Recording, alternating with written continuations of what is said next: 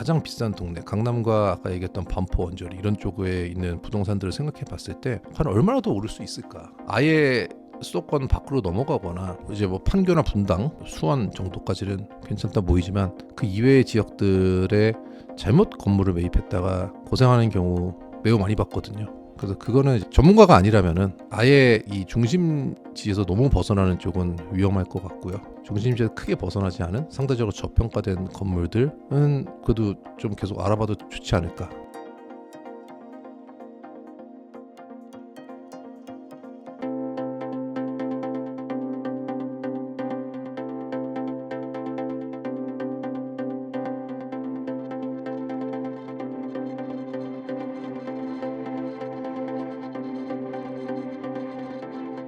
금리가 인하되면 자본시장에 어떤 영향이 있을까요? 예, 국내 금리 말씀하시면은 그렇고요. 미국 금리도 당연히 그럴 것 같습니다. 사실 금리가 인하되는 거는 대부분의 위험 자산에 있어서 물론 채권도 마찬가지고요. 좋은 소식이긴 하죠. 근데 금리가 인하되어야 된다고 생각하는 이유가 더 중요할 것 같긴 한데요. 금리가 오른 상태가 특히 미국의 경우에는 급격히 금리를 올려놓은 상태가 지속되고 있기 때문에 금리를 낮춰야 된다고 얘기를 하면은 그러면은 그게 정말 자본시장적 관점에서 금리를 낮췄다는 사실 자체가 자본시장에 도움이 될 것이냐 약간 좀 애매할 것 같습니다. 자본시장이 안 좋아질까 봐 금리를 낮출 가능성이 높은데 그럼 그게 자본시장에 있어서 과연 호재냐 악재냐는 조금 다른 얘기일 것 같아요. 그리고 저는 금리 인하에 대한 얘기는 시장 참여자들이 계속 얘기를 해오고 있었고 그리고 금리 인하에 대해서 상당히 예측 가능한 형태로 가고 있기 때문에 금리 인하 자체가 자본시장에 직접적인 영향을 크게 미칠 것 같지는 않습니다. 시장에서 이미 어느 정도 반영을 하고 있을 거라고 생각하고 있기 때문에요. 서울 상업용 부동산 어떻게 전망하시나요? 최근에 제가 좀 지나다니면서 지켜보고 있던 건물이 하나 있었는데 그 건물 강남에 있는 작은 건물이었습니다. 대지가 약 250평 그리고 건물은 매우 오래된 모텔 같은 건물이었어요. 대로변이었고요. 그 건물이 몇 달 전에 700억에 가까운 가격에 거래됐다는 기사를 보고 매우 놀랐었어요. 그래서 객실이 4, 50개도 안 되는 모텔 5, 6만 원 1박에 5, 6만 원 정도 되는 모텔 건물이었는데 물론 이제 건물 가치는 당연히 0으로 쳐져 있었겠죠. 건물은 되게 오래돼 있었으니까요. 근데 이제 건물이 지나가면서 저도 계속 의아하게 보긴 했지만 건폐를 생각해 보면 건물 되게 조그맣게 지어져 있었고요. 용적과 건폐를 생각하면은 거기다 매우 큰 건물을 올릴 수 있는 땅이긴 했었어요. 그래서 쳐다보고 있었는데 아직도 그거를 6, 700억에 살 수 있는 사람이 있구나. 그 거래가 된 게 한 서너 달 전인 것 같아요. 신문 기사에서 우연히 봤는데요. 그래서 지금도 이렇게 강남에 있는 건물들 대지 평당 기준으로 3억, 4억, 특히 신사동 5억, 6억 넘어가는 것도 많이 봤습니다. 사는 사람들이 있어요. 이거를 신사역 근처에 있는 땅을 대지 평당 6억 이상을 주고 매입을 했다면은 그러면은 수익률을 따지면은 2%도 안 될 것 같거든요. 월세 받고 해봤자 제가 보기에는 2%밖에도 쉽지 않을 것 같은데 이거에 대해서 최근에 이제 부동산 오래 투자했던 친구와 좀 같이 대화를 한 적이 있는데요. 약간 이 목 좋은 자리의 건물들이 상업용 부동산들이 좀 사치제가 되고 있는 느낌인 것 같아요. 럭셔리 상품이 되는 것 같아요. 그거를 갖고 있다라는 것 자체가 어떤 자부심이 될 수 있고 그래서 그거에 대해서 더 큰 돈을 쓸 수 있다라고 생각하는 것 같아요. 우리가 계산만 해갖고는 이해가 안 가는 단순 계산으로는 좀 이해하기 힘든 평당 1억이 훨씬 넘어가는 고급 오피스텔이나 아파트들을 생각을 해보면은 이게 과연 이 가격이 말이 되나라는 생각을 저는 많이 해보거든요. 50평짜리 아파트가 50억이 넘어가는 경우 아니 50평 대지가 50평짜리 건물도 50억을 안 하는 건물들이 많은데 이게 어떻게 가격이 말이 되나 특히 일부 지역 매우 좁은 지역입니다. 그래서 그런 걸 생각해 봤을 때 이제 우리나라가 이제 선진국화되고 사람들이 이제 소득 수준이 올라가면서 어떤 일반적인 부동산 시장과 다르게 또 다른 부동산 시장이 형성이 돼 있는 것 같다는 생각이 들긴 해요. 계속 그렇게 갈 것 같고요. 뉴욕의 맨하탄에 있는 아파트를 어마어마한 가격에 주고 사는 재벌들을 생각해 보시면은 이게 기존에 보던 약간 그냥 경제적 자산으로서의 부동산하고는 조금 달라지는 느낌이거든요.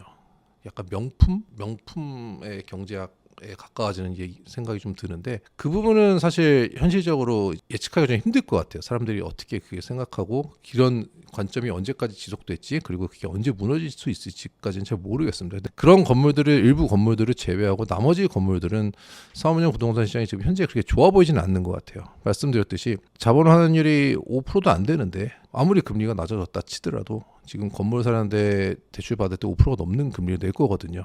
그러면은 레버리지를 하는 데 있어서 이득이 별로 없고요. 그리고 최근에 봤던 몇 개 이제 건물 매물들을 봤었을 때 저 정도 대출을 받고 건물을 사면은 저기서 나오는 수익을 가지고는 이자도 못 내겠다는 생각이 들더라고요. 그러면 이자도 못 내는 수익률이 벌린다면은 갖고 있는 내내 돈을 제가 더 부어야지 보유할 수 있다는 얘기인데 거기다 재산세도 낼 거고요, 당연히. 그래서 지금 이 정도 수익률이면은 수익률이 너무 낮은 거 아니냐. 수익률이 낮다는 얘기는 결국 가격이 비싸다는 얘기겠죠.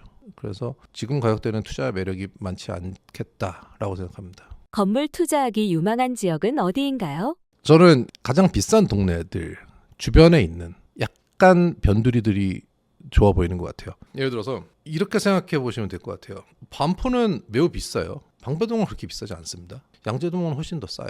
양재 시민의 숲 쪽은 훨씬 더 싸질 겁니다. 물론 그래도 비싸요. 싸지는 않아요. 근데 싸지는 않는데 근데 중심부가 너무 비싼 가격에 형성이 돼 있다 그러면 조그만 변두리로 나가도 훨씬 싼 매물들이 있습니다. 그리고 물론 이제 싼 데는 당연히 이유가 있죠. 가격 상승에 대한 기대가 적으니까 싸겠죠. 근데 우리가 가장 비싼 동네 강남과 아까 얘기했던 반포 원저리 이런 쪽에 있는 부동산들을 생각해 봤을 때 과연 얼마나 더 오를 수 있을까? 아까 말씀드렸던 이 사치제로서의 역할을 제외한다면 과연 경제적으로 이 가격이 말이 되는 가격인가라는 생각을 저는 하게 되거든요. 이건 개인적인 생각이고 물론 이제 제 개인적인 생각이 항상 맞는 건 아니니까 그래도 그 가격이 오를 수는 있겠지만 저는 선호하지는 않을 것 같습니다. 약간 그 주변에 상대적으로 저평가되어 있는 쪽이 나을 것 같고요. 그렇다고 해서 아예 수도권 밖으로 넘어가거나 수도권도 이제 뭐 판교나 분당, 수원 정도까지는 괜찮다 보이지만 그 이외의 지역들에 잘못 건물을 매입했다가 고생하는 경우 매우 많이 봤거든요. 그래서 그거는 전문가가 아니라면은 아예 이 중심지에서 너무 벗어나는 쪽은 위험할 것 같고요. 중심지에서 크게 벗어나지 않은 상대적으로 저평가된 건물들은 그래도 좀 계속 알아봐도 좋지 않을까. 저도 계속 보고 있긴 합니다. 그래서 건물 투자 시 가장 중요한 요건은 무엇인가요? 수익률입니다.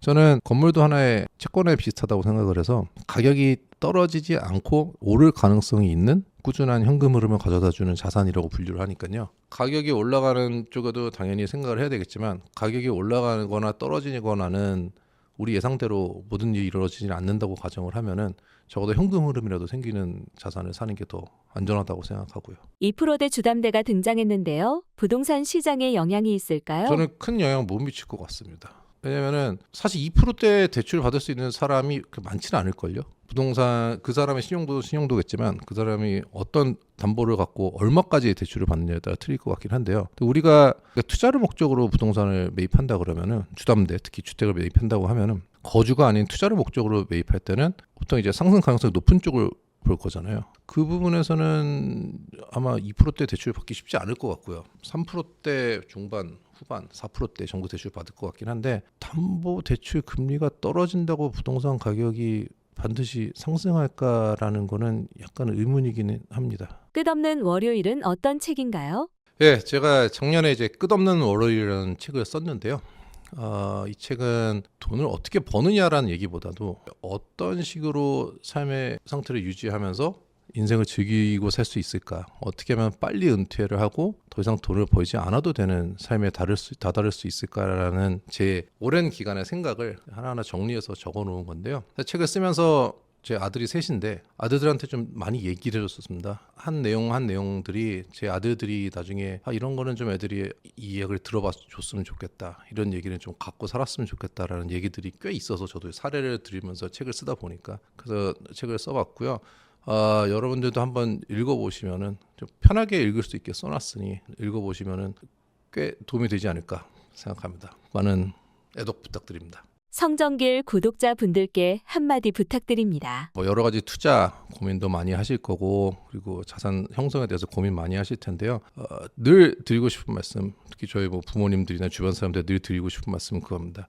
저는 모르는 건 투자하지 말자 주의입니다. 뭔가를 투자할 때 꼭 그 투자 대상이 어떤 형태의 위험을 지니고 있으며 그리고 그 위험을 과연 투자하는 당신 자체가 감당할 수 있는 정도의 위험인지 충분히 인지하고 있는지 확인해 보시고 투자를 하시기 바라고, 금융회사로 다니면서 깨달은 것 중에 하나는 하이 리스크 하이 리턴이란 말이 있죠. 고위험 고수익이란 말이 있는데 저는 틀렸다고 생각합니다. 고수익은 고위험이고 저위험은 저수익입니다. 하이 리스크라고 하이 리턴은 아닙니다. 하이 리스크인데 로우 리턴인 경우도 꽤 많습니다. 수익이 높으면 위험이 커지고 위험이 작으면 수익이 작아집니다. 거꾸로 생각하시면 안 됩니다. 감사합니다. 3분기 고래동 공부 강의 모집 중이거든요. 네, 네이버에 고래동 공부 치면 저희 홈페이지가 있어요. 여기서 7, 8, 9월 고래동 공부 3개월 동안 같이 하는 프로그램인데, 네, 심정석 소장님 보너스 강의가 추가가 됐습니다. 저희는 정말 많은 걸 다루거든요. 물론 코인도 강의하죠. 저는 이번에 코인 강의 해외 거래소 사용법 위주로 강의할 건데 2번 합니다. 네, 7월, 9월 2번 코인 거래소 쪽 할 거고요. 팽도리님은 이분은 치과의사 분이신데 25억 비트코인으로만 25억 벌고 다른 또 알트코인으로 돈 많이 버셔서 원래 치과의사신데 졸업을 하셨어요. 네, 파이어족이시죠. 그래서 이제 뭐 시간 많다고 언제든지 불러달라고 뭐 그러시더라고요. 그래서 저희가 또 모셨습니다. 너무 폭발적인 반응이었어가지고 같이 코인 공부도 하고요. 그리고 부동산, 부동산 요즘에 난리지 않습니까? 부동산 서울 부동산 다시 올라간다고 뭐 좀 시끄러워진 것 같아요. 거래량도 좀 많고 부동산 공부도 네, 같이 하고요. 그리고 빗소영 대표님은 자기개발 쪽 아웃풋 독서 자기개발된 프로그램도 같이 들어있고요. 심정섭 소장님은 학군 강의하거든요. 학군과 부동산, 자녀교육 이런 부분에 대해서 설명을 해주시는데 이 부분도 같이 알려주실 거예요. 교육이죠, 교육. 자녀교육. 진짜 정말 거의 모든 거를 다 망라하는 강의거든요.